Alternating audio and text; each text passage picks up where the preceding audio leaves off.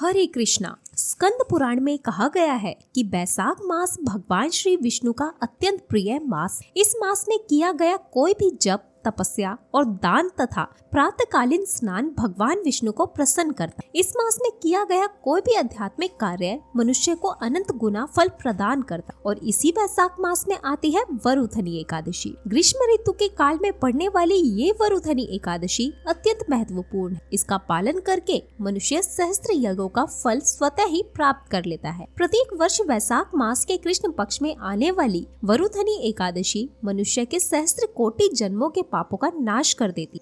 और अगर इस एकादशी के अवसर पर पूर्ण श्रद्धा और नियम पूर्वक इस व्रत का पालन किया जाए, प्रातःकालीन स्नान करके अधिक से अधिक महामंत्र का जाप किया जाए और अपनी क्षमता अनुसार दान दिया जाए तो मनुष्य अपनी भक्ति में तीव्रता से आगे बढ़ सकता है। तो चलिए इसी परम पवित्र वरुधनी एकादशी के उपलक्ष्य में हम एक सुंदर पौराणिक कथा का श्रवण करते हैं। इस कथा को सुनने से आपकी आने वाली वरुधनी एकादशी के अवसर पर अपने मन और चेतना को स्थिर करके पूर्ण समर्पण भाव से एकादशी करने में आपको सहायता मिलेगी। तो आइए आज की कथा का आरंभ करते। तो प्रिय मित्रगणों, वरुधनी एकादशी की कथा श्रवण कराने के लिए आप सबको लेकर चलते हैं महाभारत काल की ओर, जहां आप अपने ज्ञान चक्षुओं से इस कथा का रसपान कीजिए। इंद्रप्रस्थ की राज्यसभा पूर्णतः सजी हुई। महाराज युधिष्ठिर सिंहासन पर बैठे हुए थे और समस्त मंत्रीगण और ऋषिक प्रभु श्री कृष्ण के आगमन की प्रतीक्षा कर रहे। इस एकादशी की तरह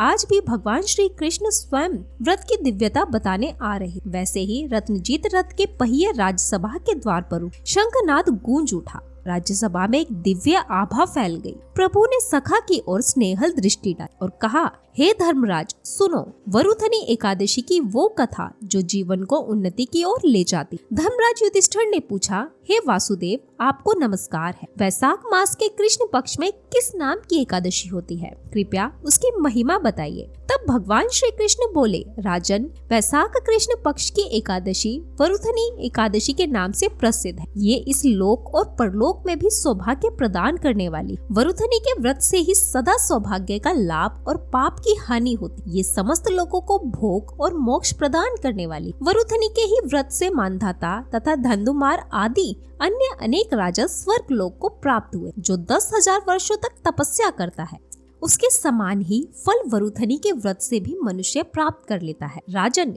घोड़े के दान से हाथी का दान श्रेष्ठ है। भूमि दान उससे भी बड़ा है। भूमि दान से भी अधिक महत्व तिल दान का है। तिल दान से बढ़कर स्वर्ण दान और स्वर्ण दान से बढ़कर अन्न दान है, क्योंकि देवता, पितृ तथा मनुष्य को अन्न से ही तृप्ति होती है। विद्वान पुरुषों ने कन्यादान को भी अन्न दान के समान ही बताया है। कन्यादान के समान ही धेनु अर्थात गाय का दान है। ये साक्षात भगवान का कथन है। बताए गए सभी दानों से बड़ा विद्वान है। मनुष्य वरुधनी एकादशी का व्रत करके विद्या दान का भी फल प्राप्त कर लेता है। जो लोग पाप से मोहित होकर कन्या के धन से जीविका चलाते हैं, वे पुण्य का क्षय होने पर यातनामय नरक में जाते। इसलिए सर्वथा प्रयत्न करके कन्या के धन से बचना चाहिए। उसे अपने काम में नहीं लाना चाहिए। जो अपनी शक्ति के अनुसार आभूषणों से विषीभूत करके पवित्र भाव से कन्या का दान करता है, उसके पुण्य की संख्या बताने में स्वयं चित्रगुप्त भी असमर्थ है। वरुधनी एकादशी का व्रत करके भी मनुष्य उसी के समान फल प्राप्त करता है। व्रत करने वाला वैष्णव पुरुष दशमी तिथि को कांस, उड़द, मसूर, चना,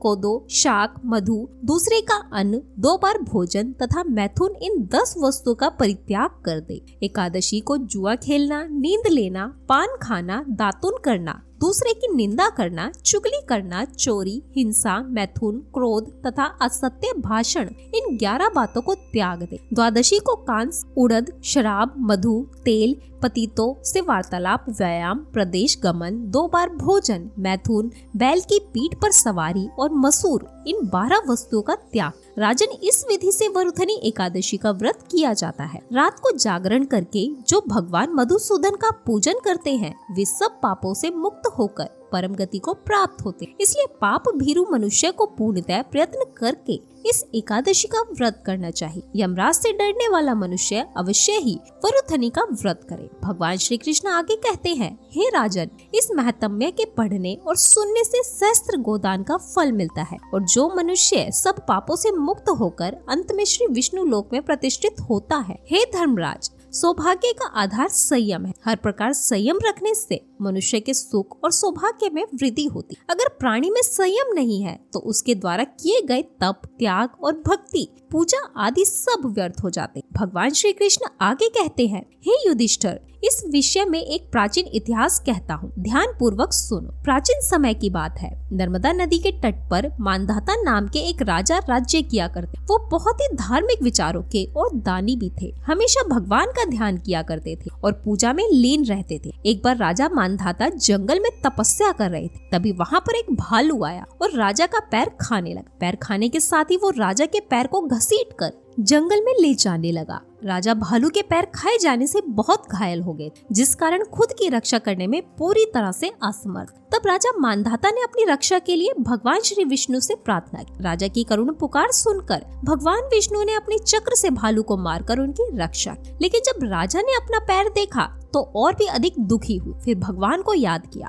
भगवान श्री विष्णु प्रकट हुए। तब राजा ने उनसे पूछा कि प्रभु, शारीरिक और मानसिक कष्ट से कैसे मुक्ति पाई जा सकती। तब भगवान ने कहा, हे राजन, ये तुम्हारे पूर्व जन्म का अपराध था। अब तुम मथुरा जाकर श्रद्धा पूर्वक वरुधनी एकादशी का व्रत रखो और मेरे वह अवतार की पूजा करो। तब इस व्रत के पुण्य प्रभाव से तुम्हारे अंग एक बार फिर से पहले की तरह हो जाए। तब राजा ने भगवान को प्रणाम किया और मथुरा चले। वहाँ पर भगवान की श्रद्धा पूर्वक पूजा आराधना की। एकादशी का दिन आने पर श्रद्धा पूर्वक उन्होंने वरुधनी एकादशी का व्रत भी किया और इस व्रत के पुण्य प्रभाव से उन्हें अपना पैर वापस मिल, उनके अंग पुनः पहले की तरह ही हो गए और इस प्रकार उन्हें हर तरह के शारीरिक और मानसिक दुखों से भी छुटकारा मिल गया। भगवान श्री कृष्ण ने जब वरुधनी एकादशी का महत्व प्रतिपादित किया तब धर्मराज युधिष्ठिर ने उसको हृदय से ग्रहण किया। उन्होंने कहा, हे माधव, आपके वचनों से मेरे समस्त संदेह दूर हुए। मैं इस व्रत का पालन करूंगा और अपने राज्य में भी इसकी परंपरा स्थापित करूंगा। इस प्रकार ये दिव्य वार्ता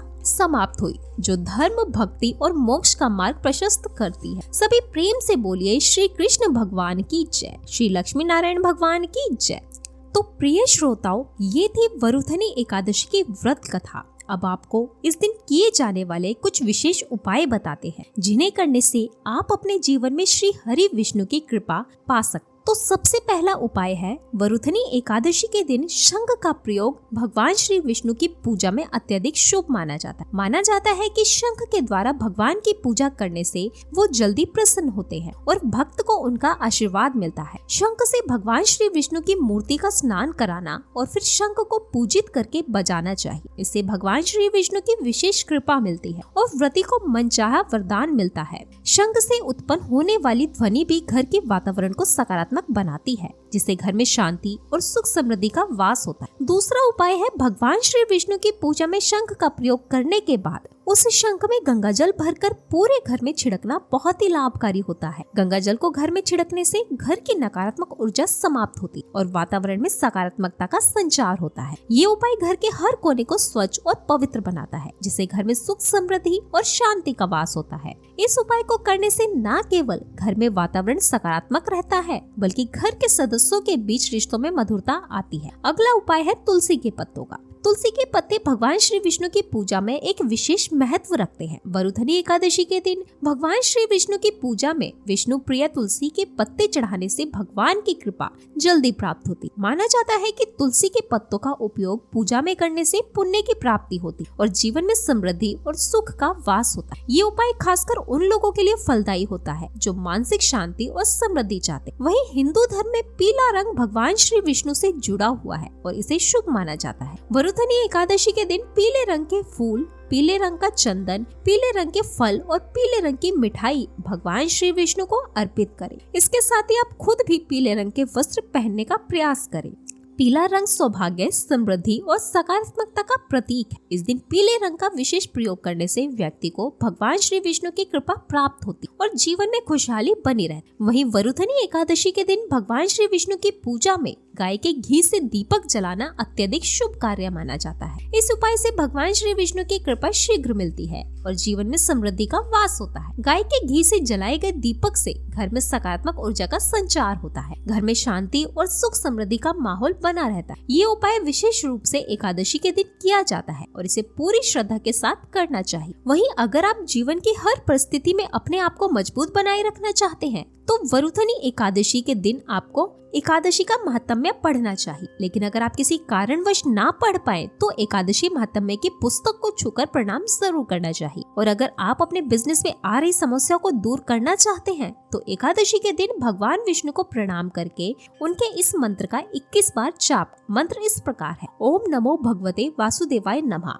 ऐसा करने से आपके करियर में आ रही सारी रुकावटें दूर होंगी और आपका भविष्य सुनहरा होगा। वहीं अगर बहुत दिनों से आपकी किसी से अपने से अनबन चल रही है तो उस अनबन को दूर करने के लिए एकादशी के दिन आपको भगवान विष्णु की पूजा के समय एक दक्षिणावर्ती शंख में जल और थोड़ा सा गंगा जल भरकर रखना चाहिए और भगवान विष्णु की विधि पूर्वक पूजा करनी चाहिए। पूजा के बाद शंख में रखे जल को प्रसाद के रूप में ग्रहण कर ले। अगर संभव हो तो थोड़ा सा जल उस व्यक्ति को भी दे जिससे आपकी नहीं बन रही। वहीं अगर आप अपनी संतान की शादी को लेकर परेशान हैं, आपको अपनी संतान के लिए कोई अच्छा रिश्ता नहीं मिल पा रहा है, तो एकादशी के दिन आपको गले में डालने वाला एक पीले रंग का कपड़ा लेकर उस पर हल्दी के छींटे मारकर भगवान विष्णु को भेंट करना चाहिए। एकादशी के दिन ऐसा करने से आपकी परेशानी दूर होगी और आपको अपनी संतान के लिए जल्द ही कोई अच्छा रिश्ता मिले। इसी के साथ अगर आपको लगता है कि ऑफिस में स्थिति आपके फेवर में नहीं चल रही है तो एकादशी के दिन आपको एक एकाक्षी नारियल लेकर उसे भगवान विष्णु के चरणों से लगाकर